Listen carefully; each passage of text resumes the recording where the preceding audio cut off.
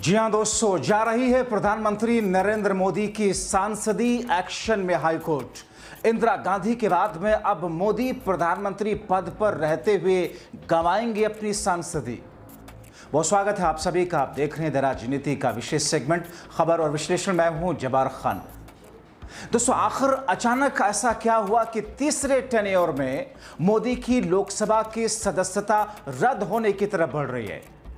आखिर ये क्यों कहा जा रहा है कि प्रधानमंत्री पद पर रहते हुए देश के ऐसे दूसरे प्रधानमंत्री होंगे मोदी जिनकी लोकसभा की सदस्यता रद्द होने जा रही है? आखिर कांग्रेस पार्टी ने ऐसे कौन से सबूतों के बंडल और गट्ठर लेकर के हाईकोर्ट का रुख किया जिसके बुनियाद पर मोदी की सांसदी ठीक वैसे ही जाएगी जैसे कुछ दिनों पहले राहुल गांधी की गई थी, या फिर इंदिरा गांधी की सांसदी लोकसभा की चली गई थी, इलाहाबाद हाईकोर्ट ने उनकी जीतने के बाद में रद्द कर दिया गया? दोस्तों, विस्तार से आपको बताते हैं। अंत तक इस खबर के साथ में मेरे साथ जरूर बनी रहें, क्योंकि यह खबर शायद आपको दूसरी जगह देखने को ना मिले। मेन स्ट्रीम मीडिया तो कतई इस खबर को नहीं दिखाएगा। दोस्तों, सबसे पहले आपको मैं दो स्क्रीनशॉट दिखाता हूं जो कि देश के बड़े मीडिया हाउस हैं। आप नवभारत टाइम्स की इस खबर को देखिए। नवभारत टाइम्स लिखता है कि कानून से ऊपर कोई नहीं, इंदिरा गांधी बाल ठाकरे पर एक्शन, फिर मोदी पर कार्रवाई क्यों नहीं? कांग्रेस ने चुनाव आयोग को घेरा।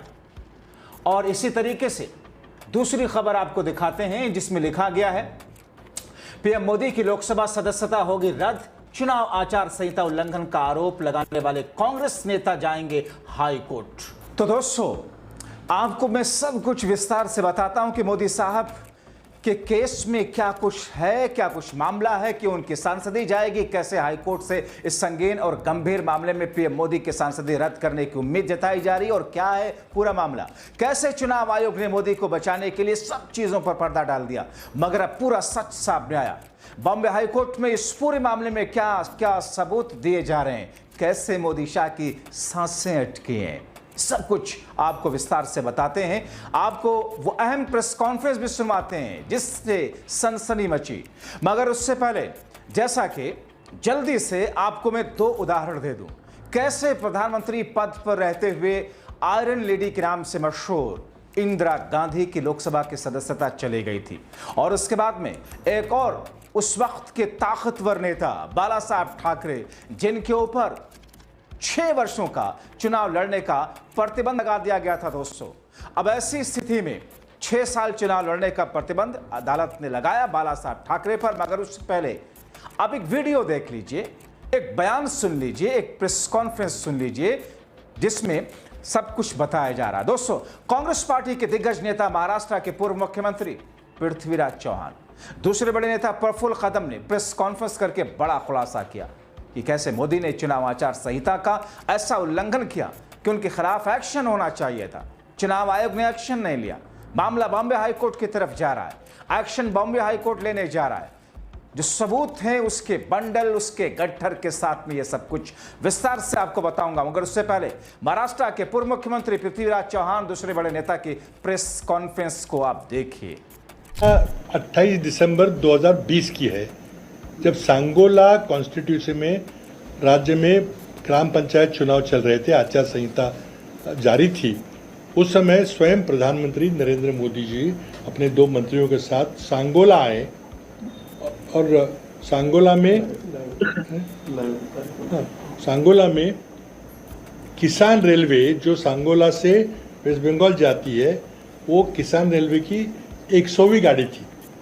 तो 100वां का बहाना बनाकर उन्होंने वहाँ पे एक बड़ा कार्यक्रम किया, जो प्रधानमंत्री के सारे कार्यक्रम लाइव होते हैं, पूरे देश में गया।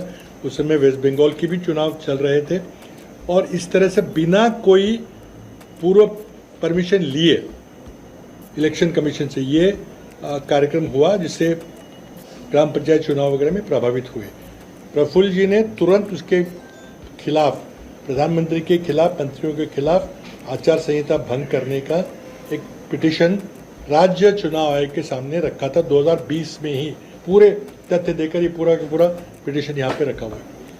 लेकिन अब राज्य चुनाव आयोग की प्रतिक्रिया आप समझ सकते क्या होगी। इन्होंने जब निजी बातचीत की तो कहने लगे भाई हम कैसे कर सकते हैं, क्या कर सकते हैं। लेकिन आपको कानूनी ये व्यवस्था है और कानून का भंग हुआ तो आपको ये कहना है कि कानून का भंग किया गया है कि नहीं, आचार संहिता का भंग किया गया है कि नहीं, वो उन्होंने किया नहीं। अभी हाल ही में कुछ दिन पहले इन्होंने पिटिशन का जवाब दिया है, खारिज कर दिया और गलती मान ली है, और उसके चलते रेलवे को उन्होंने नोटिस दिया है कि भाई आगे से मत करो वगैरह, लेकिन और किसी व्यक्ति के बारे में कुछ भी नहीं कहा। दोस्तों, आपने सुना किस तौर पर क्या बातें प्रधानमंत्री नरेंद्र मोदी को लेकर के कही गई इसमें भी, मगर वो असली बिंदु क्या है जिस बिंदु के आधार पर मोदी की सदस्यता रद्द कर दी जाएगी, ऐसा कहा जा रहा है। राहुल गांधी की तो रद्द हुई थी ना, हालांकि शाह की भी रद्द हो सकती है, क्योंकि बाबा साहब अंबेडकर के मामले में अपमान करने वाले केस में उनके खिलाफ में केस उत्तर प्रदेश की एक अदालत में चल रहा है। मगर दोस्तों, इंदिरा गांधी और बाला साहब ठाकरे का जल्दी से मामला मैं आपको बता देता हूं कि प्रधानमंत्री पद पर थी, वो अदालत में खड़ा होना पड़ा था, बैठने तक नहीं दिया जा रहा था। शुरुआत में जस्टिस ने आकर के बोल दिया था अदालत में कि जब इंदिरा गांधी आए, भले वो प्रधानमंत्री हों, कोई खड़ा नहीं होगा अपनी सीट से। इंदिरा गांधी की सांसदी रद्द होने की कहानी जल्दी से बताता हूं, और उसके बाद मोदी की क्यों जा रही है सांसदी। इंदिरा गांधी ने दरअसल 1971 का चुनाव, जिसको वो जीती रायबरेली से, मगर उनके सामने राजनारायण जिस तरीके से उनके खिलाफ में केस दायर किया कि साहब इन्होंने चुनावी मशीनरी का दुरुपयोग करके और अपने सरकारी अधिकारियों को एजेंट के तौर पर लगा करके गड़बड़ी करा करके चुनाव जीता है। आरोप क्या थे? दो आरोप थे, छोटे से आरोप। आप जहन में रखिएगा आज के वक्त में क्या चल रहा है। मोदी शाह किस तौर पर भैंस चोर, मंगलसूत्र चुरा ले जाएंगे, आपकी सारी जायदाद उठाकर मुसलमानों को दे दी जाएगी, वो जो बच्चा पैदा करते हैं बटेंगे तो कटेंगे, मुसलमानों के इलाके में हिंदू सेफ नहीं है, इस किस्म के बयान संवैधानिक पद पर बैठे हुए तीन शख्स किस तौर पर देते हैं। एक है नरेंद्र मोदी, दूसरे हैं योगी आदित्यनाथ। आप उन बयानों को जहन में रखिएगा और सोचिए उस वक्त इंदिरा गांधी के साथ में क्या हुआ। इंदिरा गांधी पर दो आरोप थे कि उन्होंने अपने सचिवालय में काम करने वाले यशपाल कपूर को अपना चुनावी एजेंट बनाया, सरकारी अफसर थे। दूसरा ये कि उनकी चुनावी रैली पर जो खर्च हुआ, टेंट शामियाना वगैरह, उसका पैसा सरकारी खर्च से किया गया। जगमोहन लाल सिंह जज थे अदालत के, पूरी दुनिया उनके फैसले से दंग रह गई। हाईकोर्ट के जज जगमोहन लाल सिन्हा ने कोर्ट रूम में मामले की सुनवाई और गवाही के लिए इंदिरा के प्रधानमंत्री रहते कोर्ट में गवाही के लिए बुलाने के लिए कड़ा आदेश जारी कर दिया और यह कहा कि कोई भी खड़ा नहीं होगा, जैसे आम मुलजिम आते हैं वैसे इंदिरा गांधी आएंगी, खड़ी होंगी।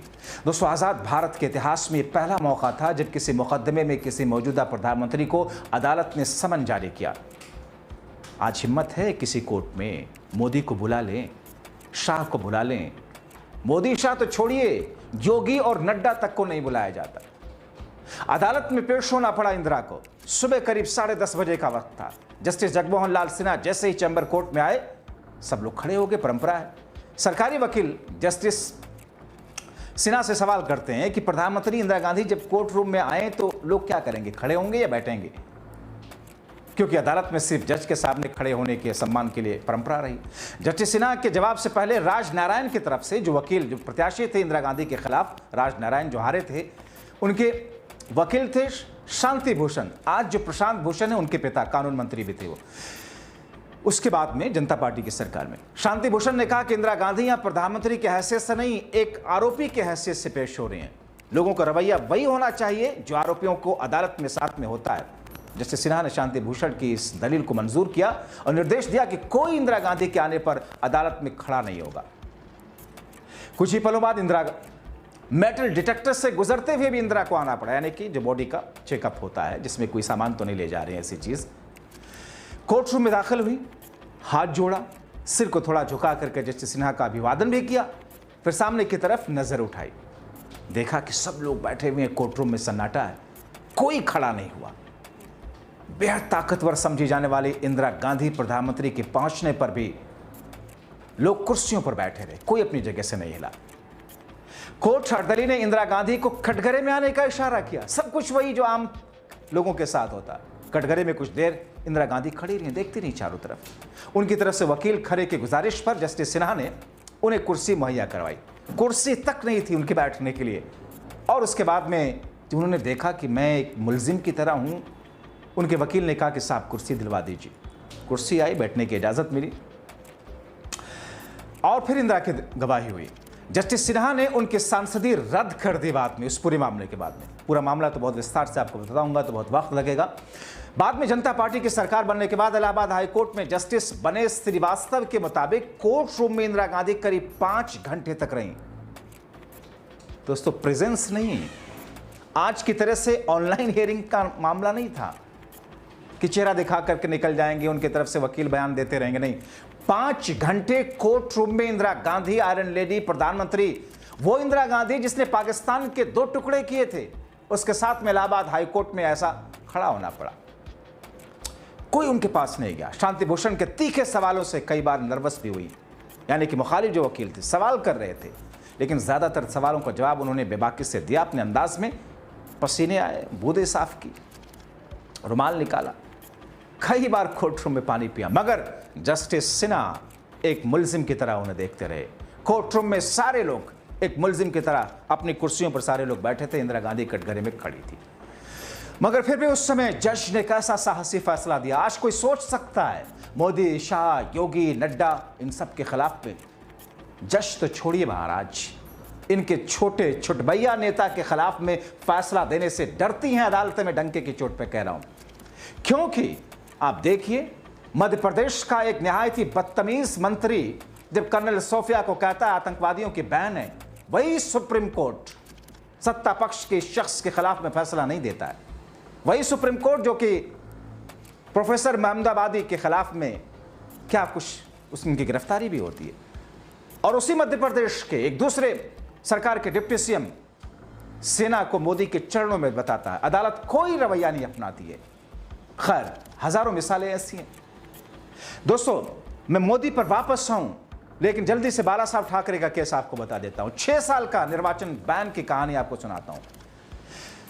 मेरे ख्याल में लेट 80s का मामला होगा, 87, 89 का मामला होगा। महाराष्ट्र में विले पार्ले इलाका है, वहां से उपचुनाव था। कांग्रेस के प्रत्याशी थे, उनके सामने एक ऐसे प्रत्याशी थे जो कि बाला साहब जिनके लिए प्रचार करने गए। बाला साहब ने जिन शब्दों का प्रयोग किया, उस प्रत्याशी ने कांग्रेस प्रत्याशी के सामने जिन शब्दों का प्रयोग किया, चुनाव आचार संहिता का उल्लंघन माना गया।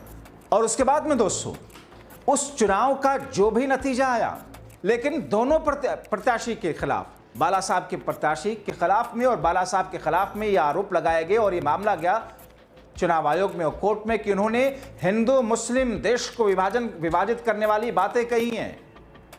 और उन्होंने क्या कहा था, ये देश हिंदू राष्ट्र जैसी कुछ बातें कही थी, और प्रत्याशी ने कुछ ऐसी बातें कही थी। उस वक्त चुनाव आयोग ने सख्त कदम उठाया। उस वक्त बाला साहब ठाकरे के खिलाफ में भी सख्त एक्शन हुआ। बाला साहब ठाकरे का मामला वहां से होता हुआ court, high court, supreme court तक गया और उसके ऊपर भी गया, लेकिन 6 साल का बैन उनके ऊपर लगा रहा। मामला क्या था कि देश बहुसंख्यकों की भावनाओं के हिसाब से के अनुकूल है। ये देश हिंदुओं का है, इस देश पर हक हिंदुओं का है। इस किस्म की बात बाला साहब ठाकरे ने कही थी। आज तो हर दिन ऐसी बातें कही जाती हैं। डॉगी और पालतू मीडिया के चैनलों पर किस तौर पर भारतीय जनता पार्टी के नेता प्रवक्ता बैठ करके कुछ भी कहते हैं। बीजेपी के बड़े नेता योगी, मोदी, शाह क्या कुछ नहीं कहते। मोदी साहब तो यहां तक कहते हैं कि जो ज्यादा बच्चे पैदा करते हैं, इन लोगों को कांग्रेस सरकार आएगी तो आपकी संपत्ति उठा के दे देगी। ये लोग आपके मंगलसूत्र चुरा ले जाएंगे, आपके भैंस, बकरी, जानवर चुरा ले जाएंगे। इन्हीं का मंत्री कहता है कि इन सालों को जूते मारो फलाने फलाने फलाने को, मंच से कहता है। शाह साहब कहते हैं कि बटन इतनी जोर से दबाओ कि झटका शाहीन बाग को लगे। गजब अंदाज है। Justice Shekhar Allahabad high court के, जो कहते हैं कि देश हिंदुओं की भावनाओं के हिसाब से चलेगा। आज ये स्थिति है। अब सोचिए, प्रधानमंत्री नरेंद्र मोदी के खिलाफ में जो बातें सामने आई हैं, किस तौर पर चुनाव के वक्त में उन्होंने उसका दुरुपयोग किया, जबकि उस वक्त महाराष्ट्र में एक चुनाव था और वेस्ट बंगाल, वो रेलवे लाइन जो रेलवे जिसका चलना था, उसको माना गया कि चुनाव आचार संहिता का उल्लंघन हुआ। उसमें सारा खर्चा सरकारी पैसे से था, ठीक वैसे जैसे इंदिरा गांधी के ऊपर आरोप था। तो क्यों नहीं इनकी लोकसभा की सदस्यता जानी चाहिए। जाहिर तौर पर ऐसे में कहा जा रहा है कि मौजूदा वक्त में जो संघ इन तमाम चीजों को लेकर के एक भूमिका बना रहा है, 75 वर्ष पूरा होने पर मोदी के लिए, संघ के लिए भी बैठे बिठाए एक बीच का रास्ता आ रहा है मोदी के साइडलाइन होने का, क्योंकि उनकी सदस्यता नहीं रहेगी, प्रधानमंत्री नहीं रहेंगे। मगर दोस्तों, अब इंतजार है हाईकोर्ट, बॉम्बे हाईकोर्ट के फैसले का। उन सबूतों के गट्ठर और बंडल की बुनियाद पर क्या फैसला देता है। आप क्या कहेंगे, अपनी राय कमेंट बॉक्स में जरूर लिखें। बहुत शुक्रिया।